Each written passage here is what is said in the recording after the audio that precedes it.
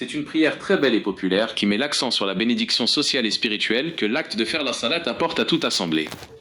Voici l'interprétation détaillée de cette formule de prière, salat, et de son utilisation. Interprétation de la prière, salat. Phrase en arabe. Translittération. Traduction littérale. Interprétation. Allahumma salli wa sallim ala sayyidina wa maulana Muhammad wa ala ali sayyidina Muhammad. Allahumma salli wa sallim ala sayyidina wa maulana Muhammad wa ala ali sayyidina Muhammad. Ô Allah, accorde tes prières et la paix à notre maître et protecteur Muhammad, ainsi qu'à la famille de notre maître Muhammad. L'invocation de base pour la bénédiction et la paix. Alladhi zayyana Allahu al-majalisa bis-salati alayhi. Alladhi zayyana Allahu al-majalisa bis-salati alayhi.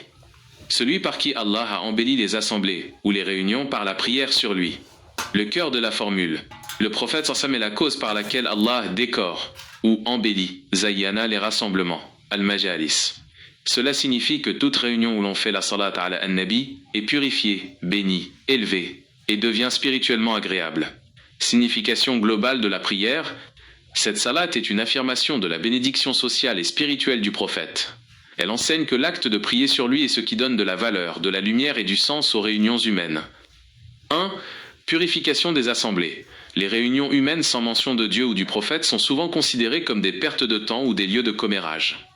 Cette prière demande qu'Allah purifie et sublime ces réunions. 2. Beauté spirituelle. L'embellissement zayyana ici n'est pas physique, mais spirituel. La salat apporte baraka, bénédiction, rahmat, miséricorde, et la présence des anges.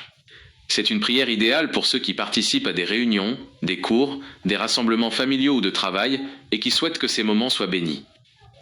Utilisation, wird, de cette formule.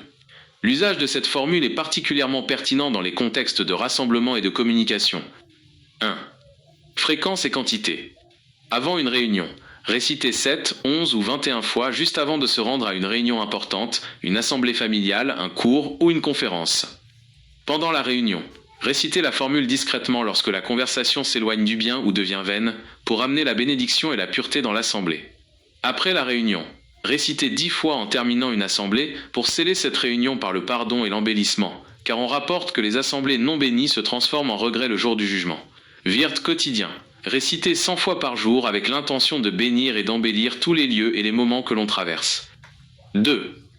Bénéfice spirituel et temporel recherché. L'intention, niya principale, doit porter sur la purification et la bénédiction de l'environnement social. Succès social et professionnel.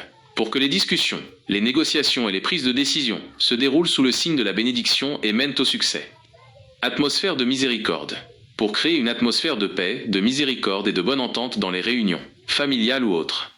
Purification des fautes. Utilisez cette prière comme une forme d'expiation pour les éventuels propos vains, les commérages ou les manquements qui auraient pu survenir lors d'une assemblée. Élévation du rang. Demandez que l'assemblée soit élevée au rang des assemblées des anges, où la louange de Dieu et du prophète est prédominante. En résumé, c'est une formule de bénédiction des rassemblements, cherchant à transformer tout lieu et tout moment de socialisation en un acte d'adoration agréable à Allah.